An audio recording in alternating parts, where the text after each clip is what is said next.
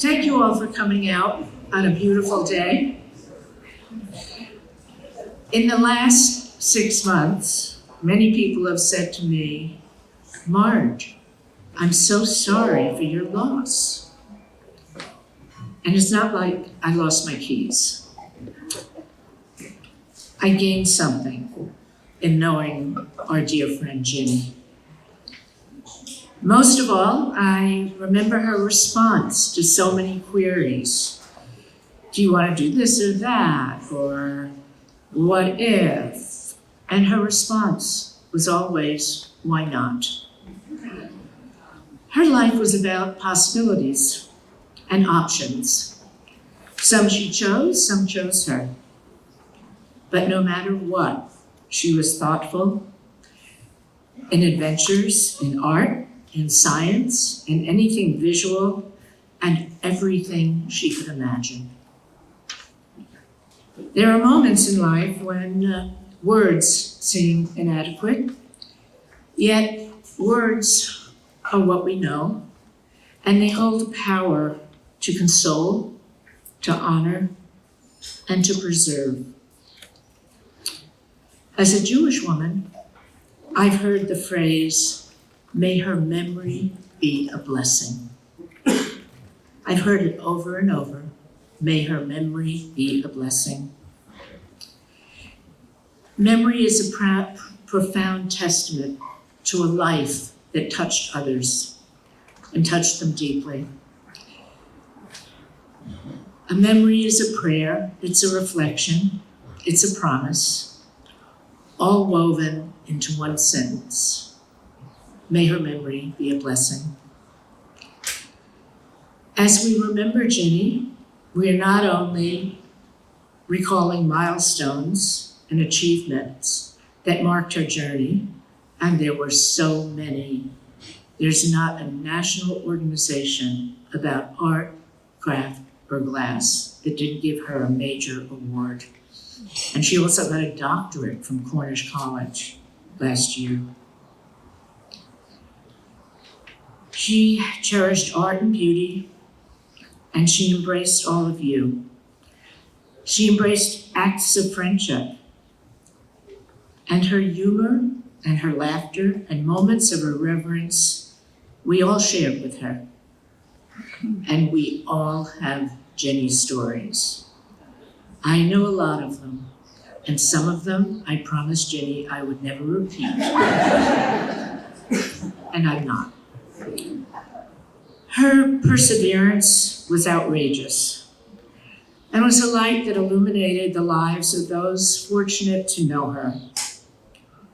Ginny's gratitude turned outward with generosity as she founded SOLA, the acronym for Support Old Lady Artists.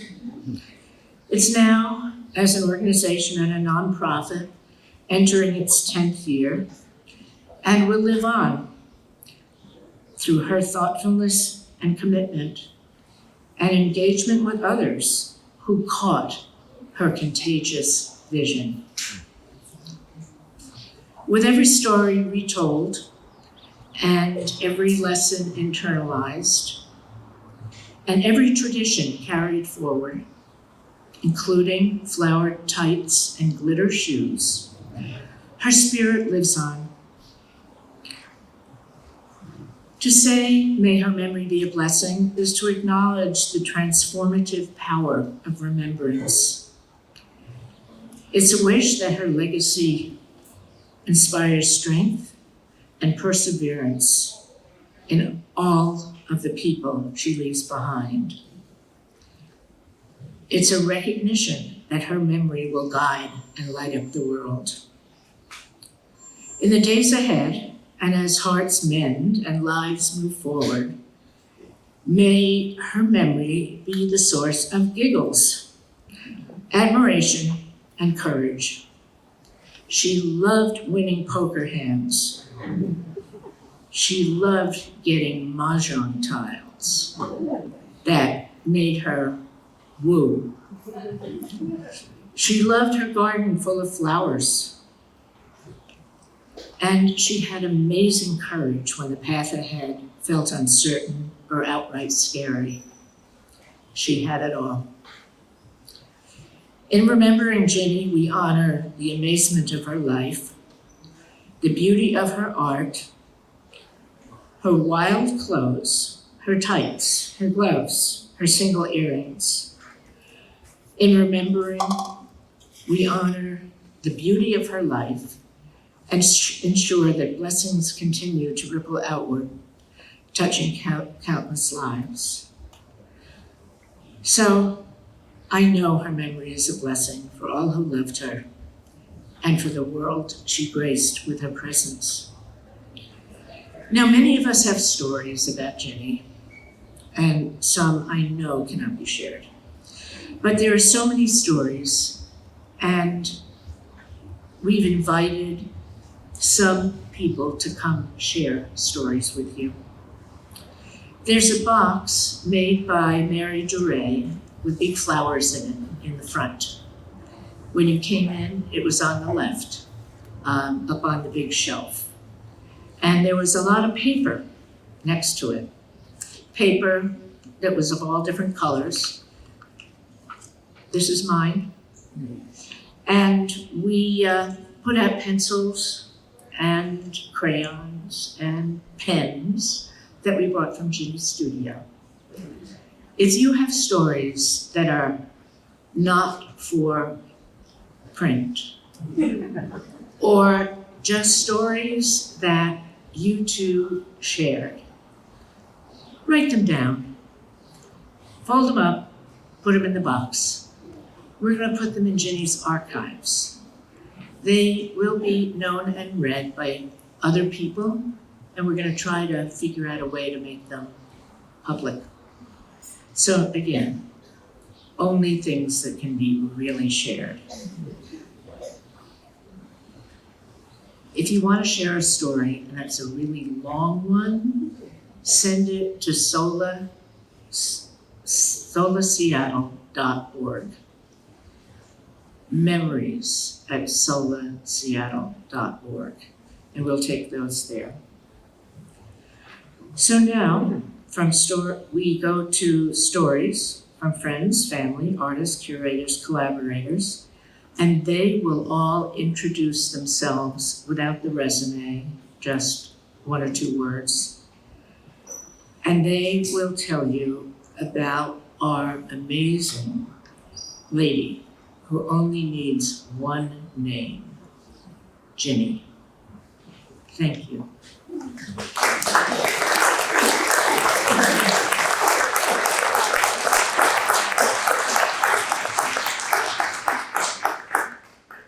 Okay, would you come up?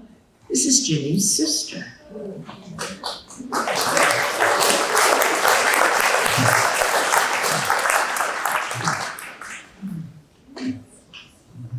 Good evening. Thank you all for coming to honor Ginny. I am Ginny's sister. Thank you.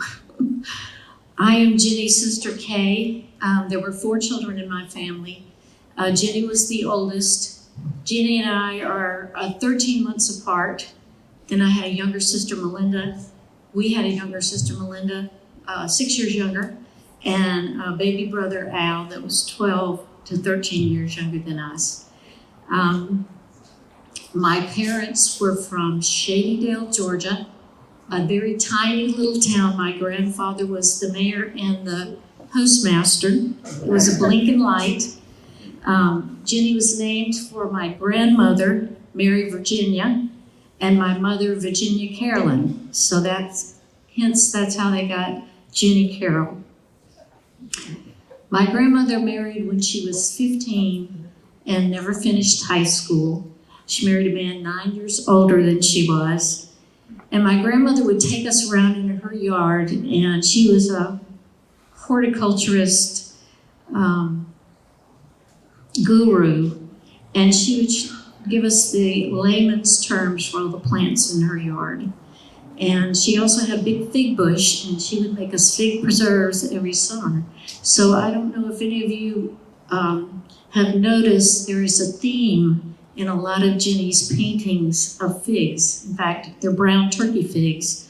This was a nod to my grandmother, Virginia. Because we were so close in age, Ginny was always a big talker, always very gregarious, loved parties, even as a little girl, loved her birthday party. And she served as my interpreter. I did not talk until I was 2, but when I talked in sentences because I could just stand next to Ginny and she'd tell them with my hand out what I needed. So when my mother passed, we found a letter that Ginny dictated to Santa Claus for me, telling Santa Claus that I needed a big diamond ring and 3 cigarettes.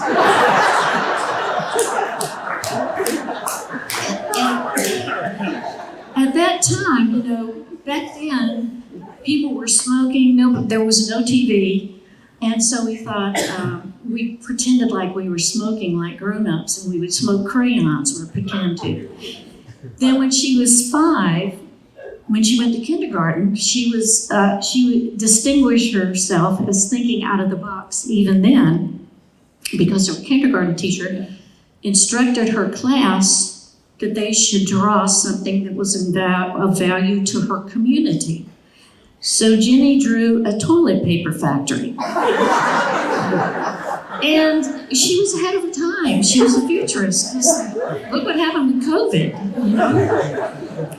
In high school, well, let me jump back a little bit. My father was career FBI agent. And we grew up during went to high school and college at the height of the Vietnam War. And our father was in the FBI during the Hoover administration. And Hoover would be very punitive to your family if you embarrassed him. So we got constantly instructed not to march in a protest and don't ever get caught with pot. So in high school, my folks were Ginny was born in Atlanta, where my father joined the FBI. Then we went to Ohio for 6 months, long enough for me to be born. And then we went to Michigan for 13 years, long enough for my baby brother and sister to be born. So in high school, they were very anxious to get back south to family and friends, and the closest they could get was Rock Hill, South Carolina. So we went to high school in a little town called Fort Mill, which was next to Rock Hill, and our dad was an agent in charge of the Rock Hill office, which is a fairly big city for South Carolina, since there aren't many big cities in South Carolina. But in high school, Ginny started distinguishing herself intellectually. Back then, everybody had to take home ec. They expected women to be mothers and homemakers. So in high school, we took home ec, and it was to teach you how to cook and to sew. So Ginny took a test, and she won the Susie Homemaker Betty Crocker Award, which we thought was hysterical because Ginny could not cook at all. We were not allowed in the kitchen. So the other thing, Ginny had to kind of break my parents in. And they were very conservative, wonderful parents, very conservative though. And so we kept each other's secrets, and often we would be given explicit instructions of what to do and not to do, and we kept each other's secrets and we did it anyway. So in high school, we were given the instruction that we were not to take our boyfriend home from school because he lived across the railroad tracks and that was too far. Well, naturally, we had to go take him home. And on the way back across the tracks, the train, there were 3 tracks, the train started blowing, and you know how they say there's fight, flight, well, there's also freeze. And Ginny slammed on the brakes instead of the accelerator, and we got hit by a train. Drug 125 feet down the track and went from one intersection to another. And trains take a while to stop. But anyway, we were fine. We were not hurt. Of course, it totaled the car. There was no way we could lie our way out of that. But when Ginny moved to Seattle, she loved Seattle from the instant she arrived. You guys embraced her. And she lived 2 streets up from the aquarium. And I remember the first time I came to Seattle, everybody was wearing black and green. And I said, Ginny, why does everybody wear black and green here? She said, well, you know, it's the Emerald City. And we have more per capita sunglasses sold than any place in the United States. It's like, wow. So she had a studio. This is my last story, and then I'll step down. She had a studio that she had, was very utilitarian, and it didn't have really a place to sleep. So she had put a drop ceiling there. And on my first trip there, we both liked men, and so we would catch each other. We were both single, and we'd catch each other up on our love lives. So we were up in that loft one night, and I have to tell you this story because we laughed and laughed until we cried about it. She had a boyfriend at the time named Michael, and we had a history of always liking to try out makeup and paint art. She didn't like to just paint pictures. She liked to paint her face, and I did too. And we would always put our makeup in little baskets. Even as grown-up women, I still do this. So they went out to a party and got a little tipsy and came in and went to bed and got up, and Michael went to the bathroom, and there was this tremendous crash. And she had this utilitarian sink and all her makeup around it. And he came back and she said, well, honey, what happened? And he said, it was a cosmetic explosion. And she said she found makeup, under the couch, in the bathroom, under the inner closet, under all the furniture for months. She found that. And we had a real big laugh about that.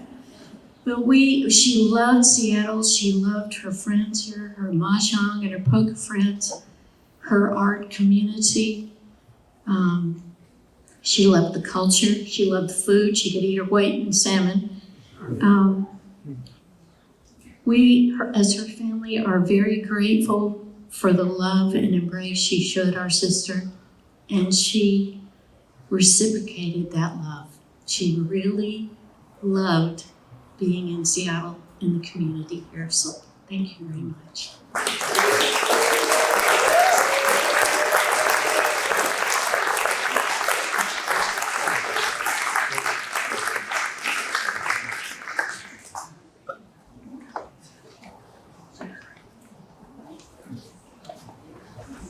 Hi, I think many of you all know me because I think I've played poker with almost everybody in this room. When I came here to Seattle about a decade ago, a friend of mine who I knew before, Jennifer Shays, introduced me to Ginny at Charlie and Kathy's house. And I knew who Ginny was ahead of time because I came here to run an institute, the ISD down in South Lake Union, and we have a dozen of Ginny sculptures throughout our building. It's actually I think some people go there for the science, but one of the reasons people go there is to look at Ginny sculptures. And Ginny and I immediately hit it off. And I think almost for the past decade, we ended up having at least 1 or 2 dinners together every week. And we started doing these Sunday poker games. And the Sunday poker games were about 3 things, from what I can tell.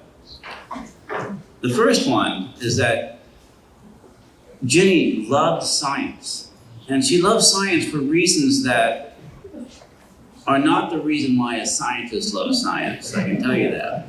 But she would grill me with questions, and if for some reason Ginny maintained a pretty busy social calendar, but if I showed up and she hadn't had a social event for the past 3 or 4 days, it would be a grilling, like an hour-long grilling with scientific questions. And we both agree that the most attractive trait in almost anyone you could ever know is curiosity. And Ginny had curiosity in spades. And it was about, to give you a sense of the tension between the science and the art. I'm a scientist who's always loved art, and Ginny was an artist who loved science. Is I think only like 2 or 3 years ago, I asked Ginny because these large, beautiful glass and metal sculptures we have at the ISB, I asked her what were you inspired to do all of these folded protein structures in glass art? She said that it's not protein structures at all. Nothing to do with protein structures. That was just one example. A second example is, and this, I think I'm just gonna make this, so I'll say one thing about poker ahead of time, because we did play poker every Sunday. Ginny loved it. She was atrocious at it. We were all atrocious at it. And in fact, more often than not, many of you who came and joined us on a Sunday poker night walked away winning and wondering how we could play every week and be so bad. And occasionally we would actually start a game, because you do hands of poker, before we had even finished the last game. That's how closely we paid attention to it. But around this time last year, I popped in on Ginny on I think a Thursday night, and just she and I went across to the pub across the street, sat outside. Wonderful place. I love those people. And we just took the poker chips with us. And she beat me 13 games in a row. And everybody at the pub knew about that. So she did have a bit of a streak in her. So anyway, it was something that she was working on and that she quizzed me on constantly in the past few years had to do with CO2 sequestration. So I think everybody here is aware that we put a lot of CO2 in the atmosphere, and one of the big challenges that many people are thinking about, maybe even industrializing right now in some places, is how do you pull it out of the air and put it in the ground? And Ginny thought it was the funniest damn thing that you would just put it in the ground and leave it there. She thought it was, the reason why she thought it was funny is because she thought it was a boring thing to do. And she thought, why don't you turn it into diamonds and then put it in the ground? And I tried explaining to her, like when you burn something, if I burn anything and it burns completely, it turns into CO2 and water. And so CO2 thermodynamically is way downhill. That's basically as stable as it gets. Carbon is way uphill. It's just not gonna happen. And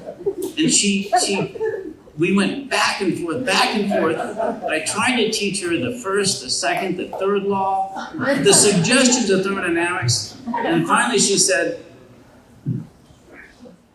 my idea is more interesting. She was right. That was Ginny.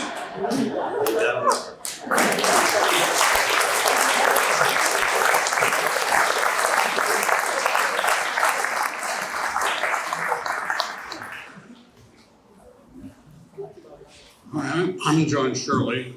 I know a great many of you, and if you don't know who I am, you'll probably figure it out through my short talk.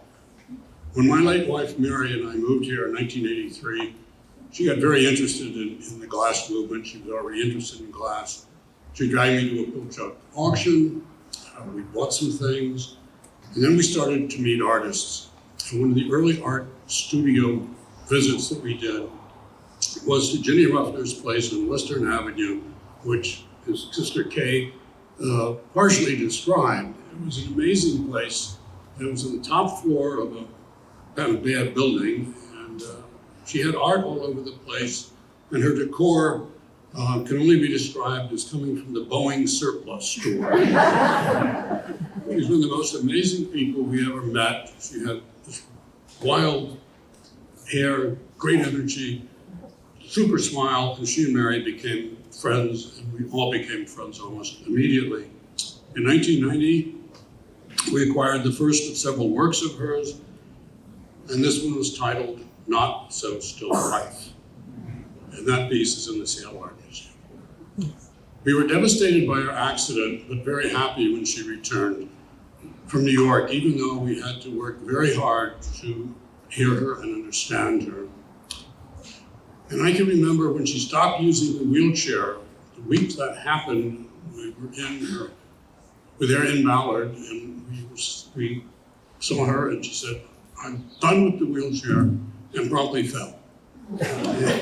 And I caught her at least twice that day, and it was an example of her indomitable spirit, that she was going to walk again, and that was that. That's what she did. When my late son Eric and his friend Jerry Everard opened a cafe, a nightclub called Moe's Moroccan Cafe in 1993, it featured works from Ginny's 1999 show at the Renwick, including that very large metal spiral tornado that went from the floor to the ceiling. When Mary passed away in 2013, it was not long before a number of trustees at the Seattle Art Museum decided that they would like to do something here at the Olympic Sculpture Park in her honor. And they asked me who I thought should do it, and I immediately said Ginny Ruffner, even though I had no idea if Ginny had ever done a bench before. I called her about it. I think she was a little intimidated, but that passed really quickly. And she really studied and got into a bench. And she made a beautiful bench. It's called Mary's Invitation, a place to regard beauty, and it's right over there, if you walk down the path a short time. About the same time, she invited me to lunch, and she also invited Kim Richter, who I'd known for some time as a friend of Mary's, and as a trustee of both the Seattle Art Museum and the Dolly Arts Museum. This was not long after Mary had passed away, and dating was certainly not on my mind. Ginny was not to be ignored. She had us do another lunch 6 months later, and she was in full matchmaker mode. And it worked. Kim and I have been married for over 8 years.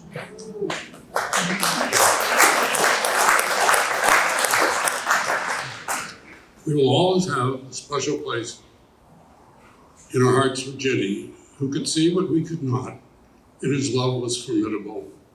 We loved her, we loved her art, and thank you all for coming today.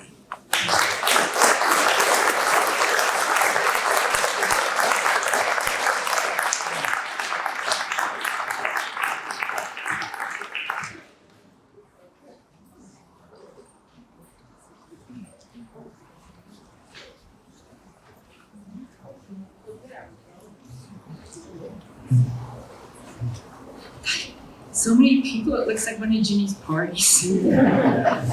Well, a little smaller maybe than Ginny's party.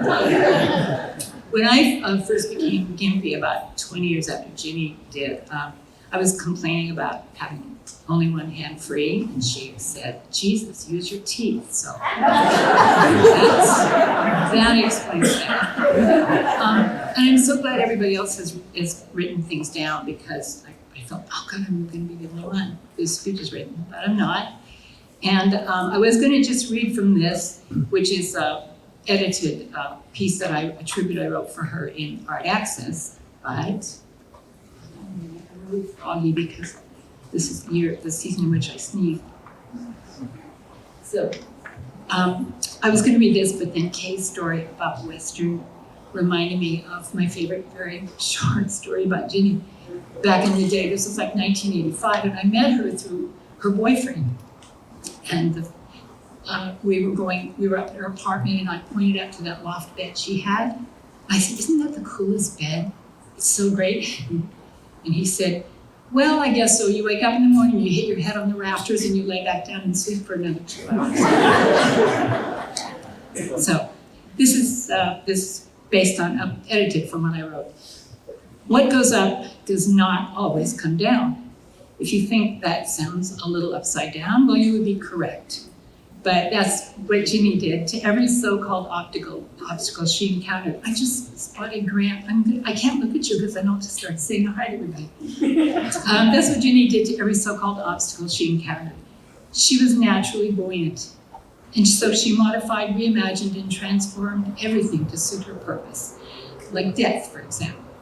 The first time death came for her in the form of an oncoming car, she turned it upside down, shook it until its pockets rained stars, and walked, admittedly with a limp and a cane, away from a 2-month coma and a 2-year rehab, alive and well and better than ever.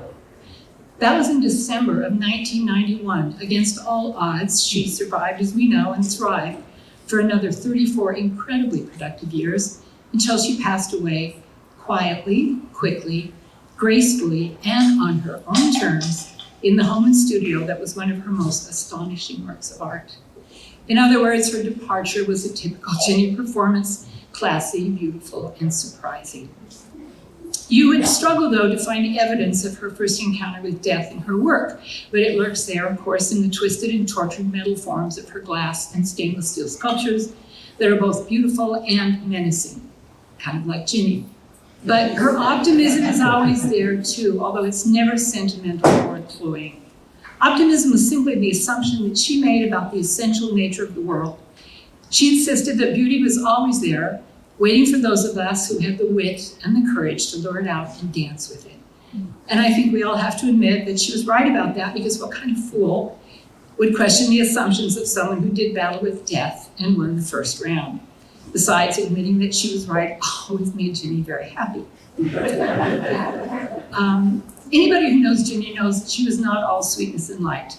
Plenty of things made her angry. Complacency, mediocrity, banality, but nothing seemed to frighten her. She worried about mundane things like getting to the airport on time, but never about the big terrifying things like what her next act was going to be.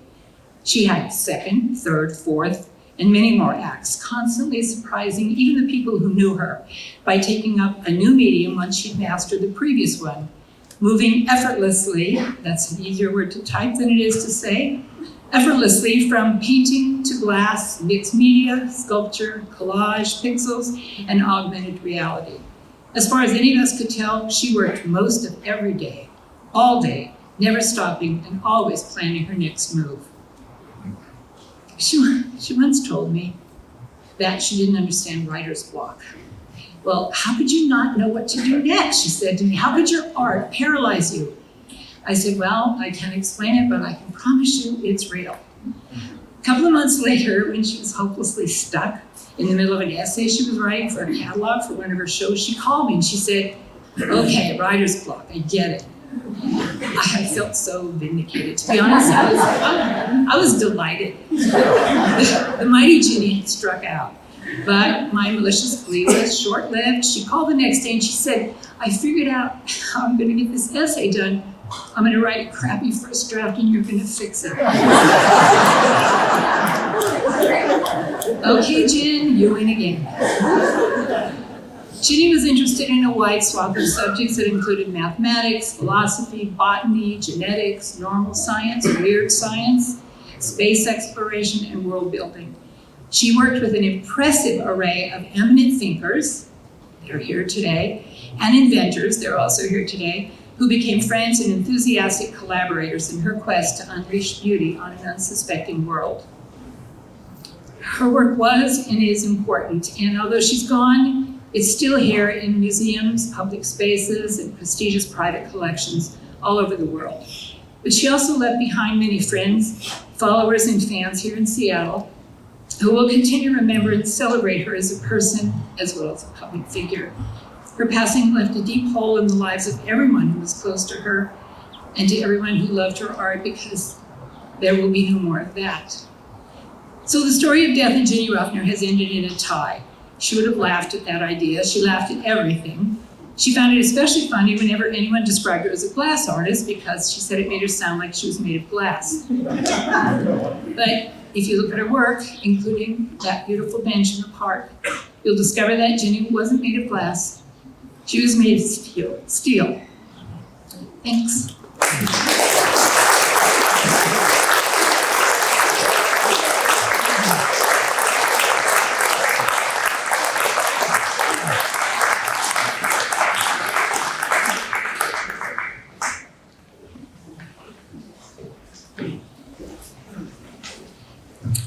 Good evening, everyone. Excuse me. I hope I can get through this, and I'm sure a lot of you do as well. I'm Greg Robinson, and I've known Ginny in various contexts professionally, and we became pretty fast friends. I met her in 1995 when I started at Pratt Fine Arts Center, and I was referred to her to get some advice on the glass world and different artists. And I'm currently the chief curator at Bainbridge Island Museum of Art. Ginny Ruffner is irreplaceable.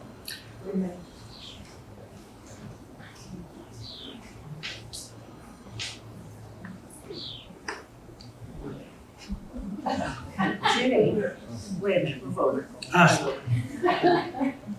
Ginny, how are you? Fine. She's not mad anymore, is she? She's not mad anymore. Mm-mm. Well, how is it? How is it where you are? It's hot.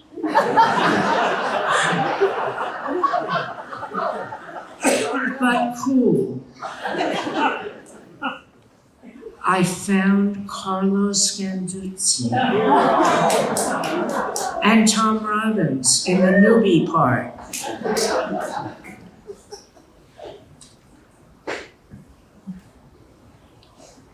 How are you?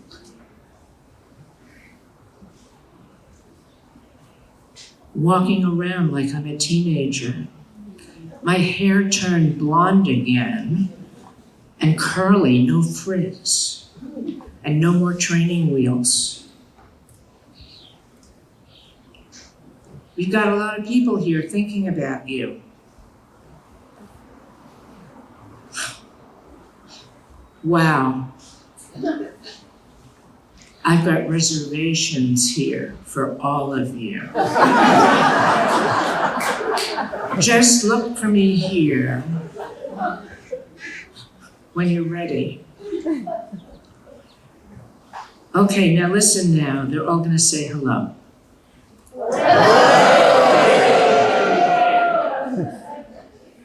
Got it? Sorry.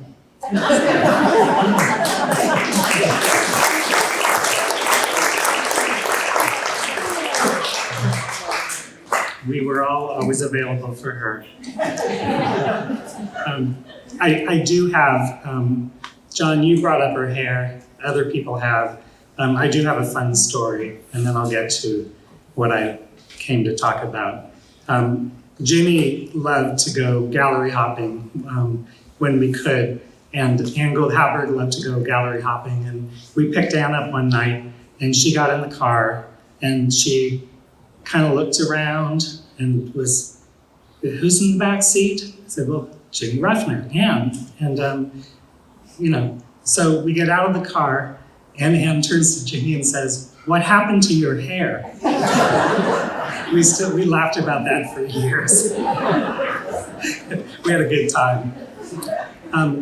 Ginny Ruffner is irreplaceable, and I don't mean to say that the rest of us were chopped liver here, but those of us remaining on terra firma, we know that we'll never know another Ginny Ruffner.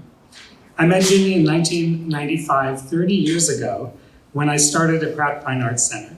She was still in a wheelchair from her accident. She hadn't yet fully recovered in the way that she did later, having worked so hard to do that. She was brilliant and fun. She did enjoy juicy gossip, but as a nice Southern girl, she rarely started it. But I did notice her Southern drawl took a little longer, her smile crept up a little bit on one side, and her eyes sparkled much more brightly when she leaned in to share a good one. We had a lot of fun that way too. We became close after a somewhat awkward dinner after I'd known her for several months. I dropped her off and I apologized because I kept asking her at dinner over and over again to repeat herself. I really wanted to know what she was saying. She thanked me, and she said that so many new friends just smiled and nodded. So anyway, we became close, and at the same time I had met my then husband, now late husband, Stephen Charles. Steve was the neighbor across the street. After 6 months, Steve broke up with me for 6 months, and that's about when David Rutherford and the team had broken through her building and expanded the studio. She wanted that big staircase so she could get some exercise. And I went up after the staircase was built and just looked over across the street, and there was Steve's living room window on the second floor above where Sevshun Art Center used to be. So I said, Ginny, we've become really good friends, and you had said if there's anything, you would do anything for me as a friend, and I do the same for you. So I said, you want to get that exercise, why don't you go up those stairs every night and look across the street, and if there's some tall, svelte, thin silhouette in the living room, that's not me, and please call me. And that's the only thing she never did for me as a friend. She actually refused outright. I'm grateful and honored to have worked with Ginny on 2 major art exhibitions, and I'm here as a curator tonight on the program, but I really stand on the shoulders of so many other people who've worked with her, gallerists, museum curators, museum directors, all kinds of installation teams, the fabricators, all the inventors who have helped her with her work. And so I'll just tell you a few of the stories that I know very well. At the Museum of Northwest Art in 2008, where I was the then director, we mounted aesthetic engineering, and this is the work that Jim's referred to. And we produced her second pop-up book with Bruce Foster, the paper engineer magician from Texas. And that amazing show went to Bellevue Arts Museum. Stefano brought it there in 2010. Aesthetic engineering was a new series of inquiry, huge sculptures, as Jim mentioned, combining metal and glass, kind of a DNA soup experiment. And several of those artworks are beautifully housed at ISB. And you can, if you haven't, you can walk down the sidewalk and see some of the ones available to the public. That series was important to her because she had a great experience with the Flowering Tornado, with a Museum of Glass touring show, and had done her first pop-up book. And that's when she had earlier gotten really interested in that. So at Mona, we decided to work on her newest series and the second pop-up book. In 2022, most recently, we produced Ginny's retrospective at Bainbridge Island Museum of Art, and that's where I am today. It's one of the most complicated and gratifying retrospectives that I've curated. Titled What If, the accompanying book contains many images of work that are in national collections. People used to ask me, why didn't you do a catalog of the show? Well, there's so much amazing work that has been dispersed, and for a smaller museum to take the risk to ship all of these glass pieces would have been too much, but we really felt we needed to honor her broader legacy. And we did include, of course, a lot that's in the show. We took down the big arrow, the huge heart, all those garden pieces. I had them pressure washed. What I forgot about, and Peter Reichlem's here from my early days at Pratt, but I should have remembered that when you weld, you have to, even in jewelry, soldering, you have to leave little holes. So of course these huge pieces got full of water because my team, staff and volunteers were so devoted to it that I had to have a whole volunteer team for 4 days on and off, turning them at different angles so we could get all the water out so it wouldn't run into the gallery. We took a lot of the work from her Alice in Wonderland home and studio, and it was a very emotional thing for Ginny, I think, to see so much of her own life and legacy go out the door, but she trusted we could do a good thing with it. Project Aurora was a part of that retrospective, and Ed is here, and you'll hear from him a little later. I'm really glad you're here, Ed, because I still can't really explain what it is and how it works and everything, but we were able to install it for the first time on a big scale at BEMA, and now it commands and graces the lobby at the National Nordic Museum. The Project Aurora joins the Wings at Tacoma Art Museum First Commission for Seafirst Bank in Seattle, Urban Garden, of course, the huge flower plot behind the Sheraton, the bench in memory of Mary, who we all miss and loved, and many other projects. I had a list I was going to talk about, but there's a wonderful bookmark in your program, and there's just so much available to us in the public realm. These are just part of the dense web of Ginny's work. Her resume is head-spinning. If you ever read the whole resume, it's just mind-boggling how much she has done over the decades. In just the last 20 years, I looked at the resume and picked off some of the highlights. Solo shows at the Smithsonian and Maureen Littleton in DC. Of course, Mad Art and Traver Gallery in Seattle.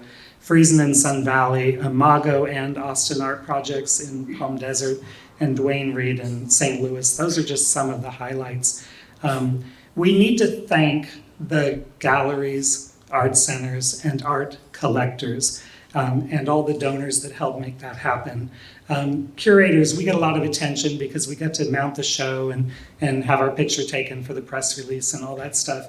But we really are on the receiving end of all of the investments that the gallerists, the art centers, the museums, collectors, and donors make in the early years, the chances they take, the personal insight, devotions, and support they offer.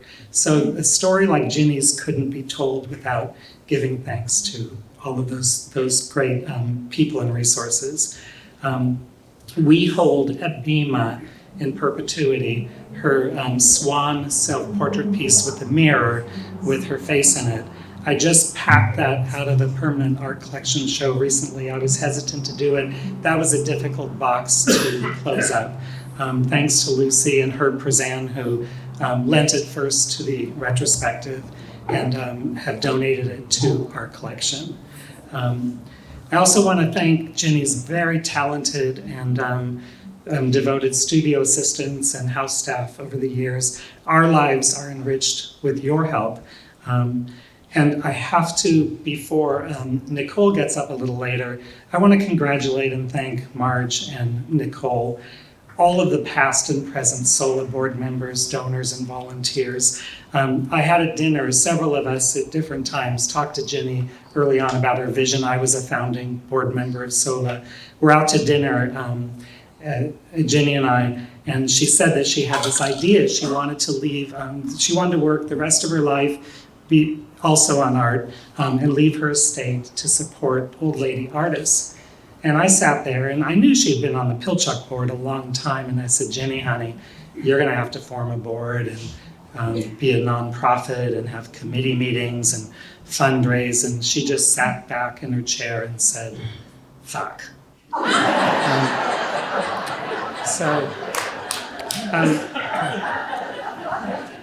To Ginny's family, and thank you, Kay. It was wonderful to hear from you and see you again. To Ginny's family and longtime friends, as a then newer kid on the block, I'm jealous of your origin histories with Ginny and her career, and I am sorry for your loss. I will never forget the scene in David Skinner's Shadowcatcher film, A Not So Still Life, with Ginny's father, standing proud at his home in the South, in front of his badge on display, recounting how he almost lost her. And now we really have. Ginny, I miss you here on terra firma, but I look for you in the night sky. Your shooting star is too fast to catch, but every glimpse is a gift. Thank you.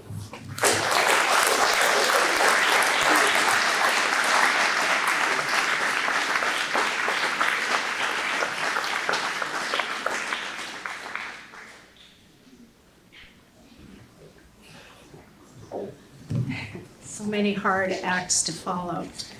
Yeah, I'm Cappy Thompson. I'm a friend of Ginny's. We came to Seattle. I moved back to Seattle. Ginny moved to Seattle in 1984. We were both born in 1952.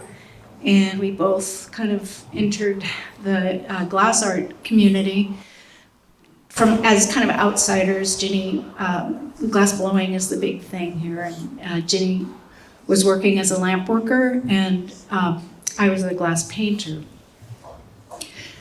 And I had to write my remarks because I was too scared to actually do it off the cuff, so I'm gonna read them. A big life.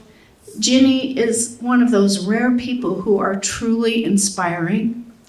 Her work and her life have made their way into the world in so many ways.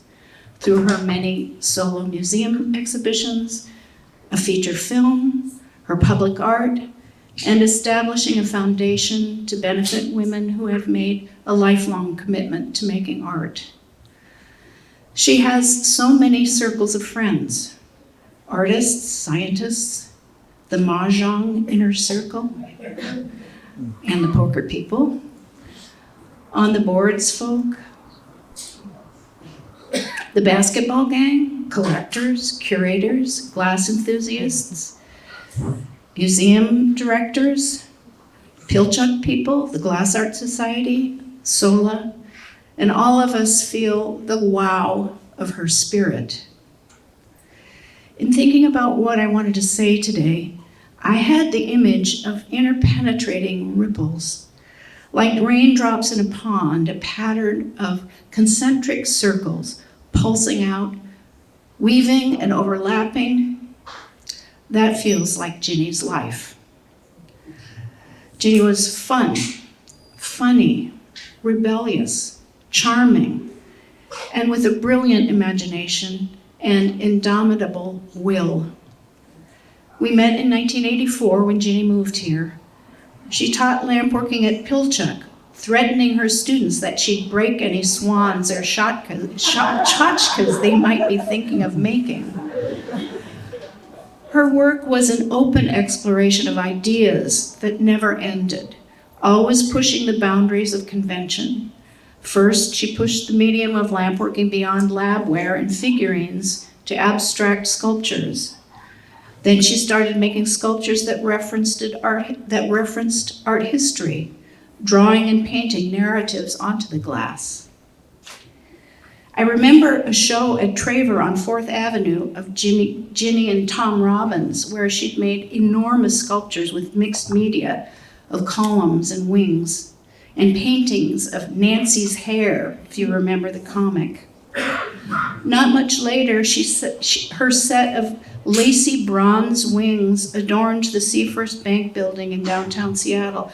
How marvelous to see her giving wings to a building. She was working like crazy and had taken a cue from Dale Chihuly, who was working with a team, and she started working with a team. James Minson was a great lamp worker, and RISD graduates could really draw and paint to produce enough work for the galleries she was showing in. And that turned out to be a very good thing. Ginny was the chair of the Glass Art Society conference in 1990, which took place in Seattle, and I was on the board helping her organize. At a dinner with friends at the conclusion of the conference, she confided that she intended to break any glass ceiling that being a woman made necessary. She wanted to become famous, come hell or high water. That moment was full of portent. Hell and high water did indeed come. Not a year later, she suffered the accident that would have knocked anybody out of the race.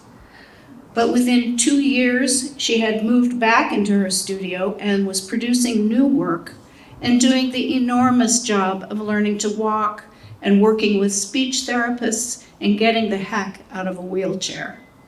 She never expressed any self-pity.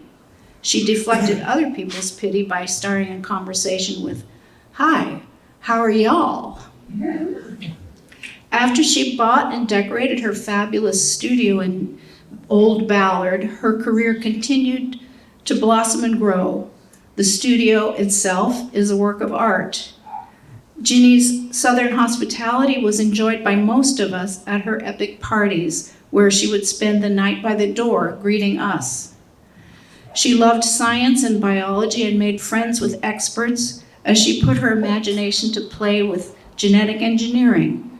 She worked with new media, partnering with metalworkers and even freeze-drying many thousands of roses to do aesthetic engineering, imagining plants and animals combining in beautiful and whimsical ways. She did large-scale installations, pop-up books, a watering can flower fountain. She was working on the periodic table. In recent years, Ginny partnered with tech folk exploring augmented reality. With this technology, she could create a code that linked to an animated sculpture that would pop up on your smartphone or iPad. She loved that the sculptures were digital and free for anybody to take home. I want to bring us back to the image of her interpenetrating ripples on a pond. The last installation I saw of Ginny's at Mad Art and the Smithsonian Renwick Gallery, Reforestation of the Imagination, had tree stumps with concentric rings that were coded with augmented reality. Those coded tree rings connected the viewer to Ginny's imagination. I offer this imagination to us, that Ginny has coded herself into each of us, and that we are connected through her to each other and to all life on this side of the veil and the other. I feel Ginny here, and it's no surprise that today is full of rainbows, from the Pride Festival at the center to the Aurora Borealis gracing the Nordic Heritage Museum not far from her studio in Ballard. It's shimmer and sparkle all the way.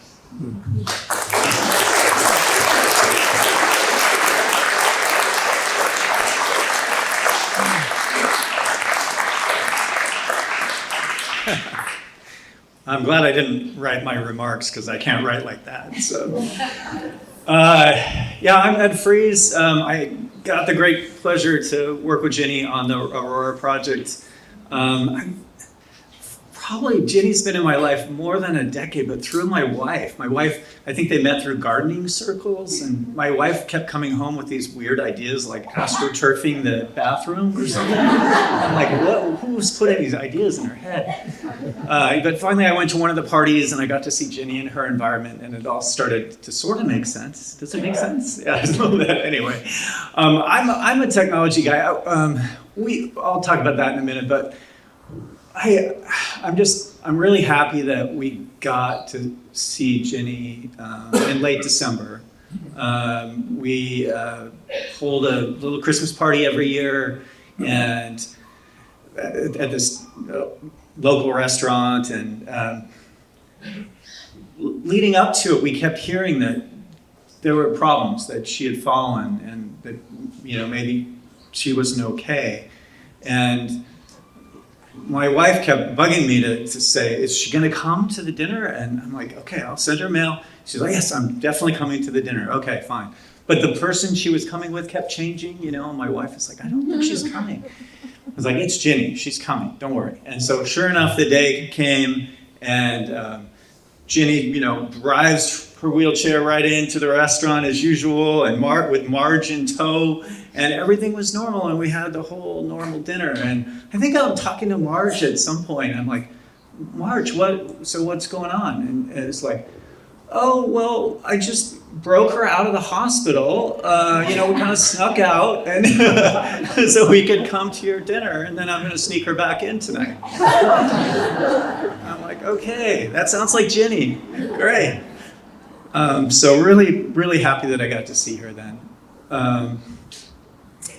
Yeah, working with her was a real pleasure. I introduced her to some early forms of AI that we were able to use to do the Aurora Borealis, and neither of us knew that things were really going to go crazy in the AI world over the next few years.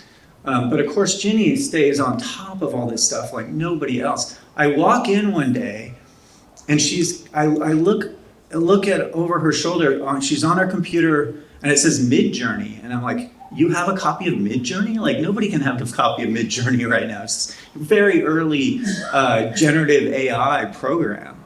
And then I just went off, I'm like, oh, the technology is really incredible. It starts with this just random dot pattern, and somehow, all you do is say text. You can write anything in text, and then it'll extract a picture out of just randomness. And Ginny kind of sighs and turns and looks at me in the way only Ginny can do. And she says, yeah, but why does it all look so crappy? And that's when I realized this was a teaching moment for me.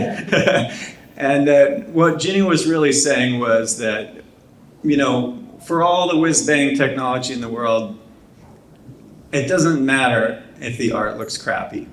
And that was important for me to hear. So thank you, Ginny. Thank you, everyone. We'll miss her.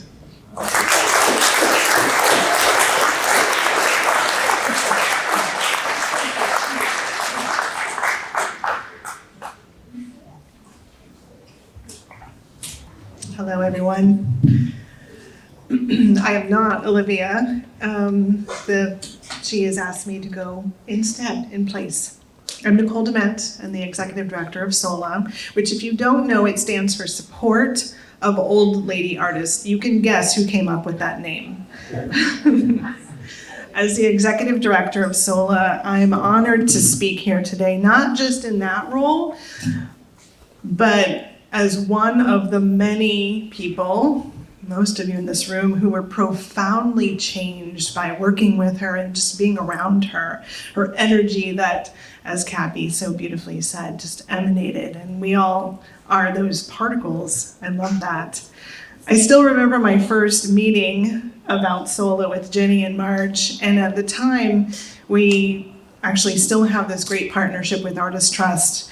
But they were doing this very successful partnership with them, and they continue to adjudicate and administer the SOLA Awards with such great care.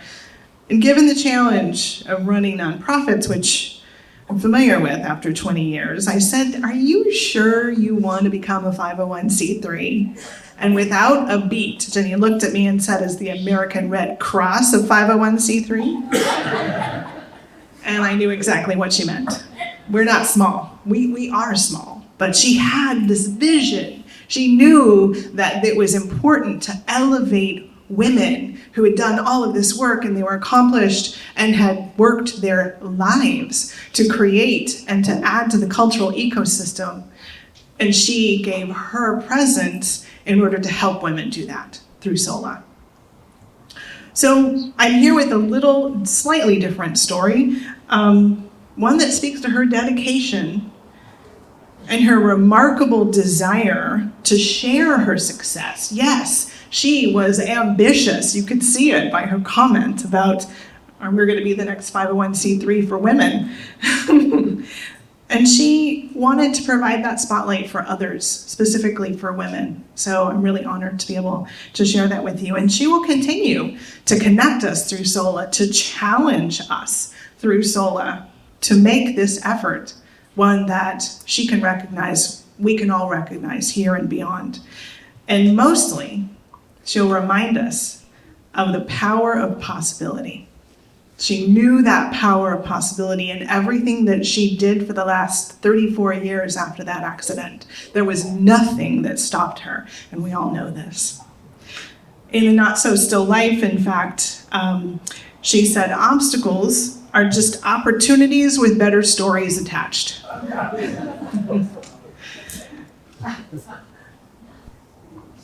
The world doesn't always make space for mature women artists, but Jenny did. And her response to that gap wasn't frustration, it was creation. It was community building, it was SOLA. So today, as we celebrate her life, I invite you to carry her spirit forward. That playfulness, the perseverance and persistence, a little mischief, okay, maybe more mischief than not, and that passion for possibility. And all of you are doing that now by honoring her and by honoring everything that she brought to the world. Wearing something wild, I see you all out there, a couple hats.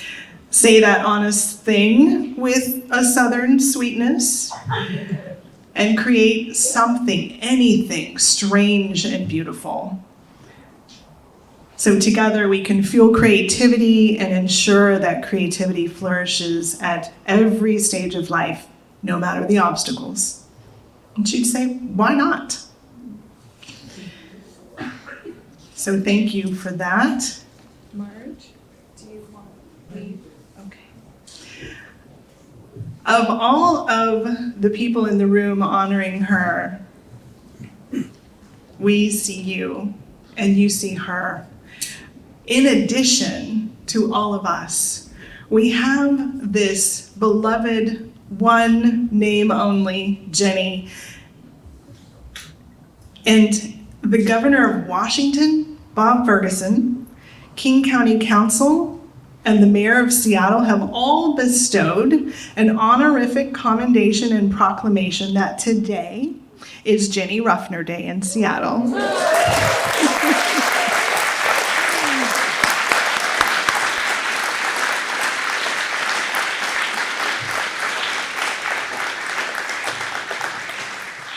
So we won't meet here every June 29th, but you can celebrate in your own way on June 29th, Ginny Ruffner Day.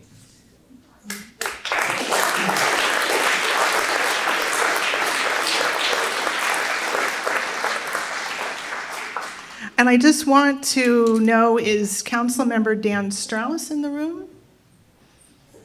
Okay, but we do have King County Council Member Jorge Baron. Can I? Wonderful.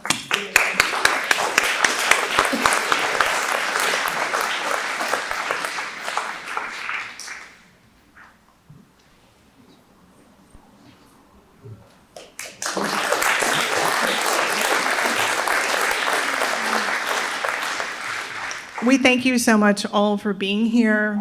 The family, I know that in addition to these state, county, and city proclamations and this entire room, and there's so many more that couldn't make it, there's so much love for this, for Ginny.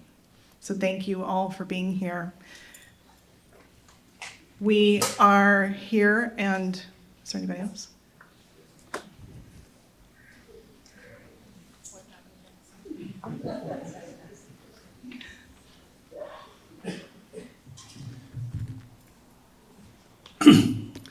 As the first official celebration of Ginny Ruffner Day, I'd like to lead a cheer.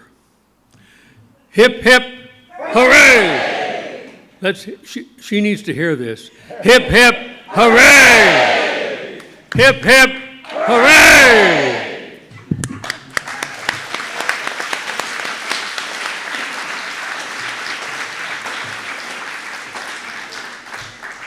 Wonders never cease.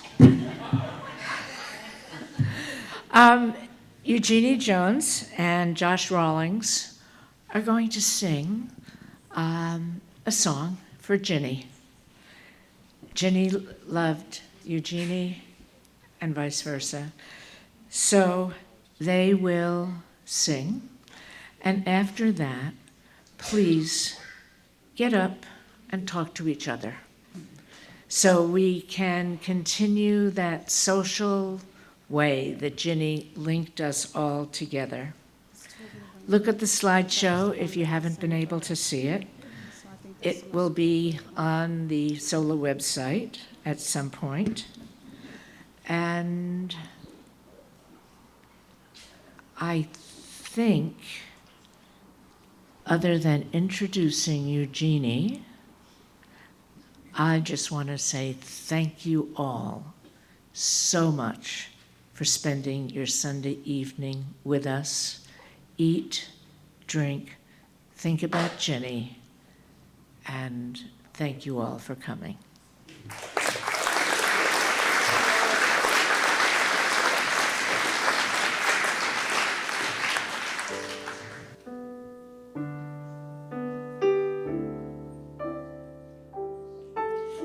So I met Ginny after her exhibit at Bainbridge Island Museum of Art. And I was moved by the longevity of her career and the perseverance that she displayed in her artwork. It gave me encouragement as an artist myself, a singer, a songwriter. And as a mature woman, how difficult it is sometimes to step into that spotlight because you're not young and taunt. She was encouraging to me. And I later saw her at the restaurant in Bainbridge. She was with her friends, and since she had touched my life, I went over and introduced myself, and I sang this song for her. Somewhere over the rainbow, way up high, there's a land that I dream of once in a lullaby.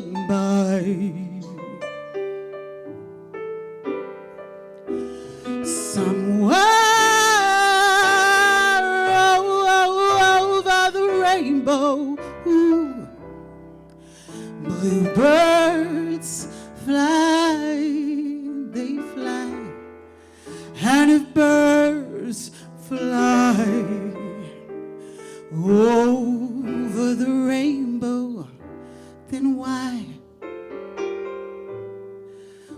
can't I? Someday I'll wish upon a star and wake up where the clouds are far behind me, where troubles melt like lemon drops way, way above the chimney tops. And that's where you'll find me, somewhere over the rainbow. Bluebirds fly,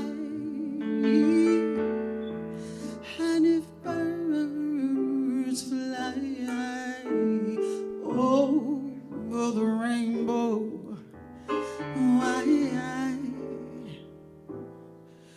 why can't I? Josh Rollins.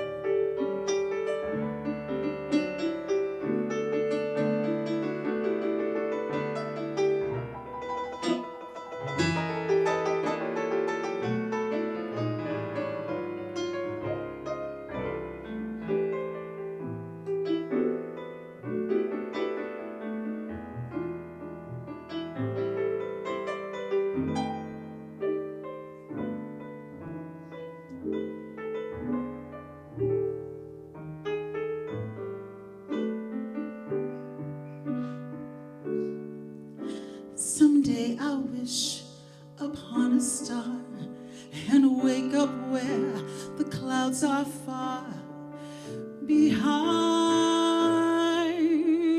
me, where troubles melt like lemon drops way, way above the chimney tops. And that's where you'll find me, somewhere over the rainbow. Bluebirds fly, and if birds fly over